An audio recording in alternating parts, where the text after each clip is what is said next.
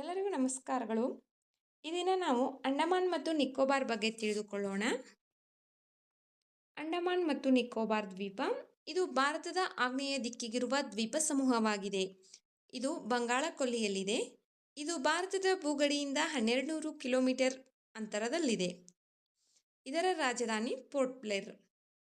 ಇದು ಅತಿ ಹೆಚ್ಚು ಅರಣ್ಯ ಪ್ರದೇಶ ಹೊಂದಿದ ಕೇಂದ್ರಾಡಳಿತ ಪ್ರದೇಶವಾಗಿದೆ. ಇದು ಅತಿ ಕಡಿಮೆ ಜನಸಾಂದ್ರತೆ ಹೊಂದಿರುವ ಕೇಂದ್ರಾಡಳಿತ ಪ್ರದೇಶವಾಗಿದೆ. ಇಲ್ಲಿ ಝಾನ್ಸಿ ರಾಣಿ ರಾಷ್ಟ್ರೀಯ ಉದ್ಯಾನವನವಿದೆ. ಮಹಾತ್ಮ ಗಾಂಧೀಜಿ ಮರೈನ್ ರಾಷ್ಟ್ರೀಯ ಉದ್ಯಾನವನವಿದೆ. ಭಾರತದ ದಕ್ಷಿಣದ ತುತ್ತ ತುದಿ ಇಂದಿರಾ ಪಾಯಿಂಟ್ ದಿ ಗ್ರೇಟ್ ನಿಕೋಬಾರ್ನಲ್ಲಿದೆ. ಇಲ್ಲಿ ಸೆಲ್ಯುಲಾರ್ ಸೆರೆಮನೆ ಇದೆ. ಈ ಸೆರೆಮನೆಯಲ್ಲಿ ಸ್ವತಂತ್ರ ಹೋರಾಟಗಾರರಾದ ವಿ.ಡಿ. ಸಾವರ್ಕರ್ ಅವರನ್ನು ಬಂಧಿಸಲಾಗಿತ್ತು. ಅಂಡಮಾನ್ ನಿಕೋಬಾರ್ ಪ್ರದೇಶವು ಕೋಲ್ಕತ್ತಾ ಹೈಕೋರ್ಟ್ ಅಧೀನದಲ್ಲಿದೆ. ಇಲ್ಲಿ ಜಾವ್ರಾ, ಶೋಂಪೇನ್, ಓಂಗೆ ಬುಡಕಟ್ಟು ಜನಾಂಗಗಳಿವೆ. ಜಾವ್ರಾ ಬುಡಕಟ್ಟು ಜನಾಂಗ ಅತಿ ಹೆಚ್ಚಾಗಿ ಕಂಡುಬರುತ್ತದೆ.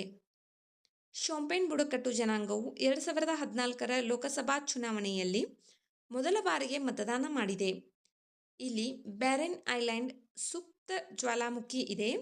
ನಾರ್ಕೋಂಡಾಮ್ ಮತ್ತು ಬ್ಯಾರೆನ್ ದ್ವೀಪಗಳು ಜ್ವಾಲಾಮುಖಿ ದ್ವೀಪಗಳಾಗಿವೆ. ಬ್ಯಾರೆನ್ ದ್ವೀಪದಲ್ಲಿ ಜೀವಂತ ಅಗ್ನಿಪರ್ವತಗಳು ಕಂಡುಬರುತ್ತವೆ. ಅಂಡಮಾನ್ ಮತ್ತು ನಿಕೋಬಾರ್ ದ್ವೀಪಗಳು ನೀರಿನಲ್ಲಿ ಮುಳುಗಿ ಹೋದ ಅರಾಕೇನ್ ಯೋಮ ಪರ್ವತ ಶ್ರೇಣಿಯ ಭಾಗಗಳಾಗಿವೆ. ಅಂಡಮಾನ್ ಮತ್ತು ನಿಕೋಬಾರನ್ನು 10 ಡಿಗ್ರಿ ಚಾನೆಲ್ ಪ್ರತ್ಯೇಕಿಸುತ್ತದೆ. ಉತ್ತರ ಮತ್ತು ದಕ್ಷಿಣ ಅಂಡಮಾನ್ ನಡುವೆ ಡಂಕನ್ ಪಾಸ್ ಇದೆ. ವಿಡಿಯೋ ನೋಡಿದ್ದಕ್ಕಾಗಿ ಧನ್ಯವಾದಗಳು. ವಿಡಿಯೋದಲ್ಲಿರುವ ಮಾಹಿತಿ ಉಪಯುಕ್ತವೆನಿಸಿದರೆ ವಿಡಿಯೋಗೆ ಒಂದು ಲೈಕ್ ಮಾಡಿ. ಮತ್ತಷ್ಟು ಮಾಹಿತಿಗಾಗಿ ನಮ್ಮ ಚಾನಲ್ನಲ್ಲಿರುವ ವಿಡಿಯೋಗಳನ್ನು ವೀಕ್ಷಿಸಿ. ಮುಂಬರುವ ವಿಡಿಯೋಗಳು ಮತ್ತು ಮಾಹಿತಿಗಾಗಿ ನಮ್ಮ ಚಾನಲನ್ನು ಉಚಿತವಾಗಿ ಸಬ್ಸ್ಕ್ರೈಬ್ ಮಾಡಿಕೊಳ್ಳಿ.